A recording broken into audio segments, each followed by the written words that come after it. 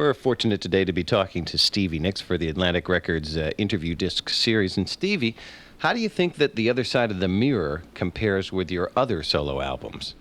Well, people have said to me that they think that it is more serious, and I don't really think that it's more serious. I think that I was just in more of a mood to say more, and in more of a mood to actually not be quite as mysterious as I usually am. Because I always tell the truth when I write my songs. I don't make up stories ever. If you hear a song on the radio and it's mine, you have to know, because I'm telling you, that that experience happened. And if it didn't happen directly to me, it happened directly to somebody very close to me. It might as well have been me, that I was that close to it.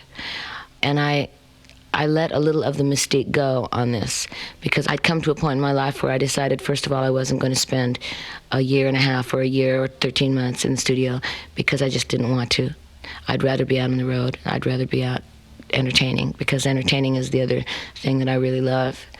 And if I hadn't have been, in this area of entertainment, I would have been in another area of entertainment. If I had been born 200 years ago, I would have found another source of entertainment. I would have been in vaudeville. I would have been a rockette. I would have done something. Somehow I would have been doing what I'm doing now, just in a different way. But it would have always been serious. I think a lot of people sometimes think that I'm a little too serious. And at this juncture in my life, I decided, well, I am serious. I am a serious person, and the things that happen in my life are very serious, and have been ever since the day that I joined a band with Lindsay in 1970. My life has been very serious and very difficult, and I've certainly learned a lot and come a long, long way. And a lot of that, it seems to me that it's important to me to put it down, to explain it to other people, so that it wasn't just me that went through all those experiences, so that those experiences are somewhat shared, because I can't sit with each person and tell them about an experience that could maybe help them because they're going through that same thing. I can't go around and do that. I have enough trouble trying to counsel all my friends. And I also have enough trouble trying to take my own advice. I'm excellent at giving it out. I'm not so good at taking it, unless you know just how to, say the right thing to me to make me listen to you. And then if you do, then I'm really a good subject. But that's why I think that music is such a good way to put out how you feel, because usually you can, the hard things, the things that aren't really pleasant, you can mask a little bit with music and make them softer, and so they don't hit people quite so hard. But after a while, they will get it. They will come back to me months later and say, like, I know exactly what you meant, and I'm doing the best I can. I mean, that song could certainly have been said in a lot harder terms, and I could have sounded a lot angrier. The music could have been a lot angrier behind it, but I chose to make it more poignant, as opposed to, like if I'd been speaking all those words, I probably would have been yelling. And I have found a long time ago that the second you start yelling at people, they just turn off. I do. So if you start to get hysterical with me, then I just zone into another world, and I listen to you and you think I'm listening, but I'm really not. So anybody who really wants to actually say something, music is a great way to do it, because it will get past a lot of bridges that you'll never get past if you're speaking. But if you're singing, they'll let you go right past the toll bridge without probably even charging you. On that particular song, Doing the Best That I Can, it has this dark climate, but the title, Doing the Best That I Can, and that line, it's like a ray of hope to me. That's how I took it. Are you pretty much an optimistic person? Yeah. Well, I would have to be an optimistic person, or I couldn't certainly have been in this business this long. I mean, I would have long ago been turned into a very jaded person who never wrote songs like Alice or Sarah or Rooms of Fire or those kind of songs, I've tried very hard to stay away from the technical end of it and the money end of it and the business end of it, and I really should know more about it, because it is my life. But I think that all those things don't do a thing for music, and they certainly don't make you again, if you are going to try to deliver a message to somebody, you have to really know how to talk to somebody, or you have to know the right time. Your timing has to be right. You can't just march into the house one day and somebody's sitting there watching a TV show and say, we have to talk, because that's not the right time. I mean, this person is going to go, about what? And then you lambaste them with something, then they're just going to walk out of the room and say, your timing's real bad and I don't want to talk about it right now. End of conversation. So doing the best I can in the hardest of turns means get off my back, basically. I'm trying my best. And what I do is not easy. And as Dylan would say, if you could just stand in my shoes for one day, you'd understand how really difficult it is to live in this world of rock and roll as long as I have, and still be able to write songs that are magical or mystical or fun, or to talk about somebody walking in the room and the rooms are on fire because there's this immediate, eye contact of that love does, yes, in fact, still exist. And whether you're 20 or 15 or 40 or 60. And if I let myself be dragged down by a lot of the things that happen in this business, I couldn't write those songs anymore.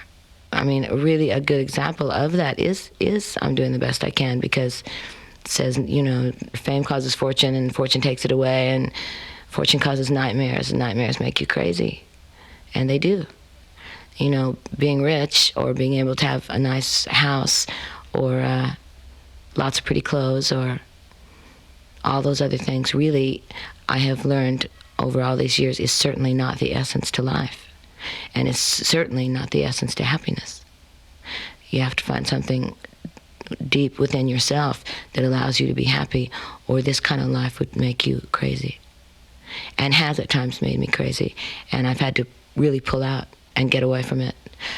Which doesn't mean I leave my music, because I always have my room with my pianos and my, my typewriter and my words and my poem books and the things that I love. Those things just give me joy. And when I'm really the most upset or the most hurt by somebody or the most, the most down, I go to my sanctuary, which is this, for right now, that is this room. And somewhere in the hours that I spend out here, I find my heart again, and then I can go on. How did you choose Rupert Hine to produce The Other Side of the Mirror? I chose him because I only even talked to two other producers for just a dinner. And when I met Rupert, I told him that the most important thing to me was that I wanted him to come back to my house, and I wanted to sit down, and of all songs, I wanted to play him I'm Doing the Best I Can. And as we sat there and I played it for him, and when I just play it by myself, it's pretty sad. And I said, I want, after you put guitars and instruments and all the musical embellishments that you will put on it, I want you to remember this night.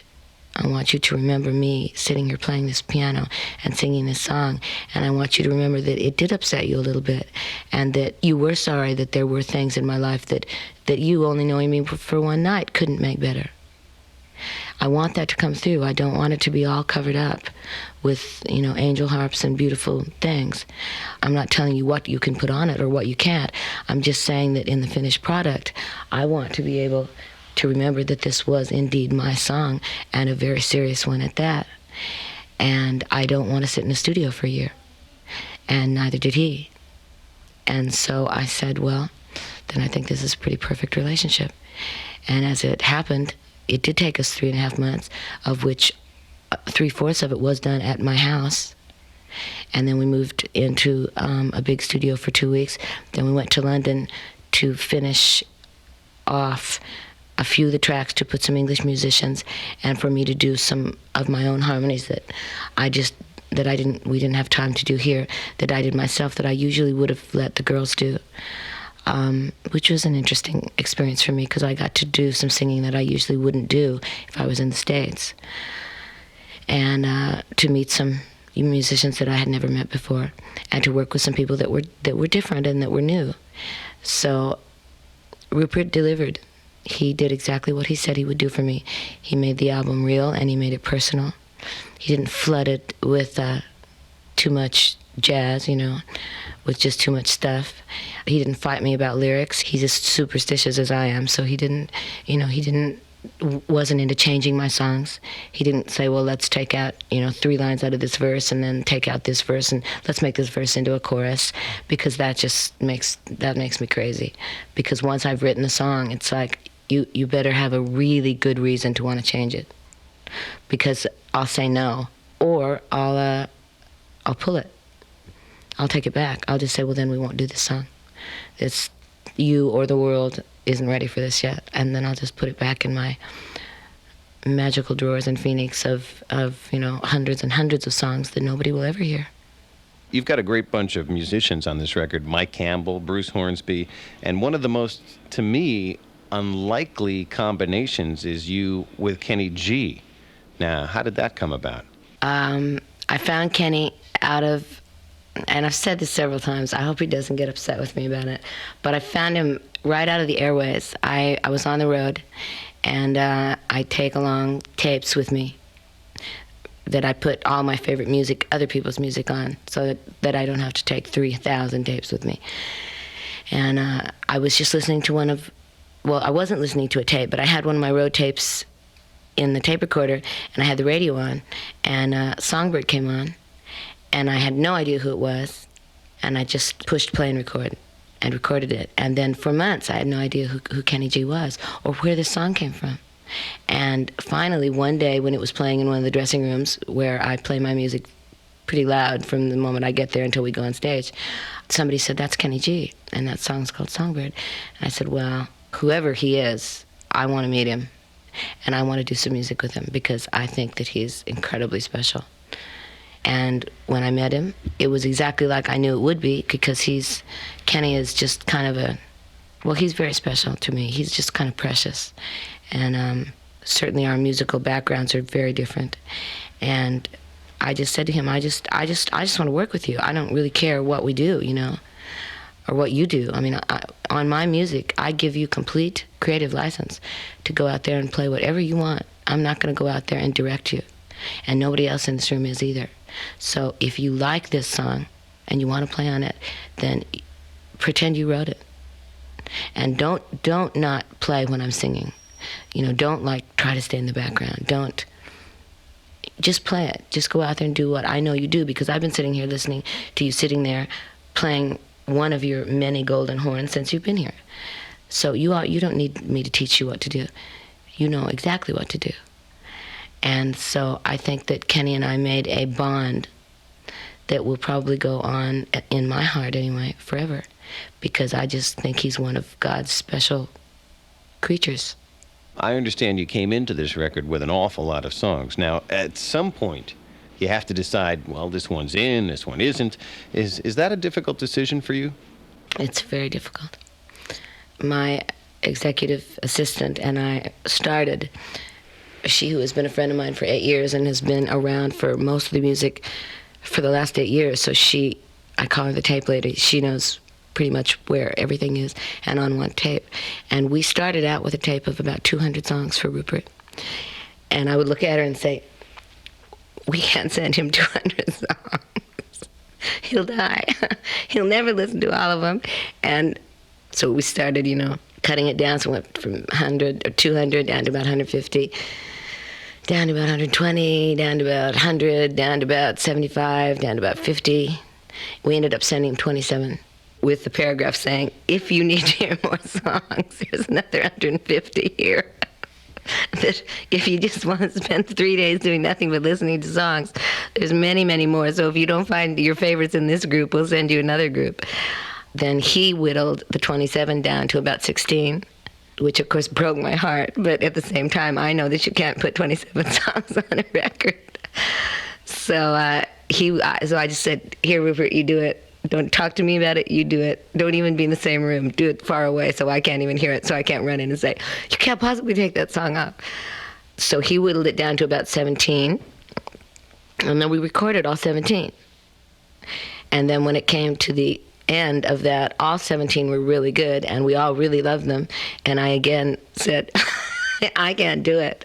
So I said, so Rupert, Paul, Doug, all the people from Atlantic, people from Modern, my producer, all of you brilliant men who have studied your whole lives. This is your forte. You pick, because I can't do it. It would be, it is Sophie's choice for me. You know, those 7 extra songs are just as important as the 10 that went on the record to me. So don't ask me to choose between them. So where did you come up with the name, The Other Side of the Mirror? Well, the name came really from the song Alice. And I must give credit where credit is due. My manager, Tony Dimitriadis, did, when we were over in England, say, what about The Other Side of the Mirror? Because in Alice, it says, when she finally has had it with being over in Wonderland, and she says, all right, says Alice, I'm going back to the other side of the mirror. And I thought to myself, well, that pretty much encompasses my entire life.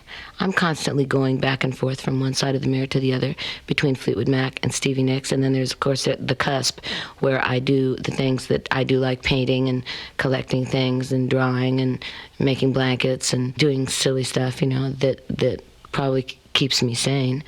But I'm constantly crossing back and forth. And it usually is like, well, all right, I've had enough here, and I'm going back to the other side now. And I thought, well, since Alice happens to be one of my favorites, you know, not that it was ever planned to be a single or a, you know, any of that kind of a song, it still is, probably is my favorite. I thought, well, Alice, your grandmother's name was Alice. Everybody tells everybody that you look a lot like her. I know you are a lot like her since you spent half of your life with her. And I dedicated the record to Alice, my grandma. So why not call it The Other Side of the Mirror? She died a few months ago, so she's on the other side of the mirror now. The other side of the real mirror. And I know in my heart that she's looking down, saying, I wish I could have lasted a few more months so that I could have held this in my hands and said, this is my granddaughter, you know. And she gave me this record. All right, Room's on Fire. Now, you mentioned this before about the electricity, the magic when he walks into the room. Do you still believe in love at first sight? Do you? Oh, I do, definitely, yeah. Well, I do, because it's happened to me. It's absolutely happened to me in no uncertain terms, where I walked into a room and somebody all the way across the room looked up and I looked at them, and from that second onward, for years, I mean, that was what I call in the true sense of the word, love at first sight. Room's on Fire was written about a girl like me, or me, who has such an incredible life, an incredible schedule, that she doesn't have time to go out and hang out, you know, on Friday and Saturday and meet people and go to parties and do that, because I don't. I mean, the people that I know, I've known for 100 years, and I stay in, usually. This girl had pretty much given up the idea that there would ever really be a great love in her life. And that she'd come through, you know, 14 years of rock and roll and everything else, and that there would never be anybody. And so she gives this party that I call one of the everlasting parties that you have to attend, where I basically just sit in the middle of the room and wait for it to be over so that I can go change and go do what I want to do.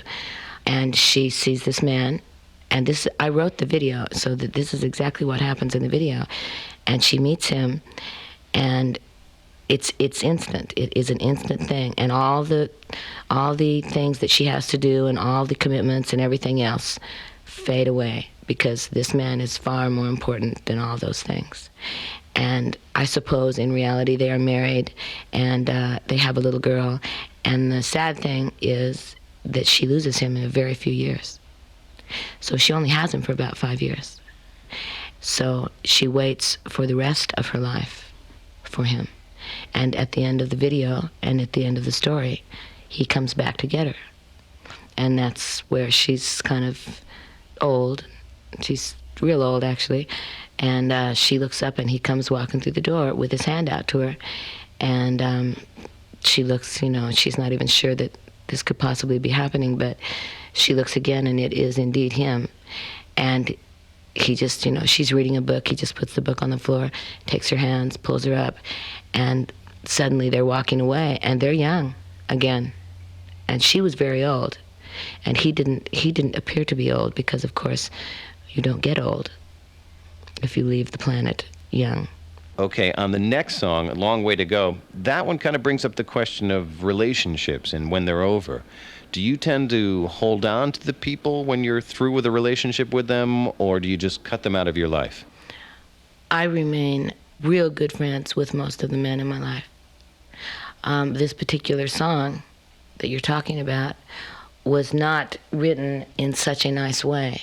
This happened to be an experience that I had with somebody that I did very much love, who we had broken up a long time before, a year before. And I had just finished Rock a Little. And I had walked into my house with Rock a Little under my arm, an acetate. And the phone rang, and it was him. And he wanted me to drive 2.5 hours to where it was that he lived.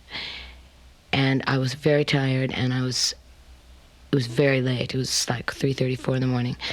And I turned around to somebody that was living in my house at that time, and I said, should I go?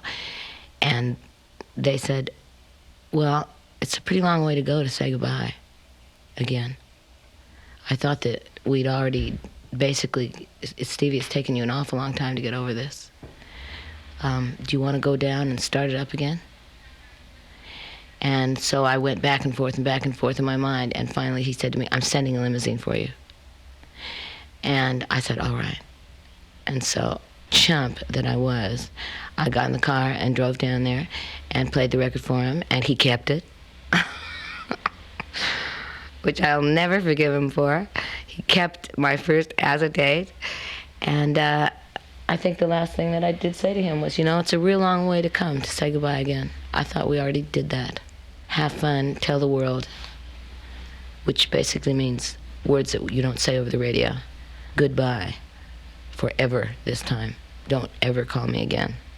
I mean, he put me in the car, and I was hysterical in tears, and I cried all the way home, and I said, I will never, ever, ever put myself in that position again. Nobody will ever do that to me again. As much as I loved him, I will never let that happen again. Well, good for you, Stevie. All right. That's enough of the heavy stuff. Let's get into something a little bit more fun. How about telling us a little bit about the tour you're about to start? Well, I can tell you that it is happening, and it is happening at the beginning of August, September, and October.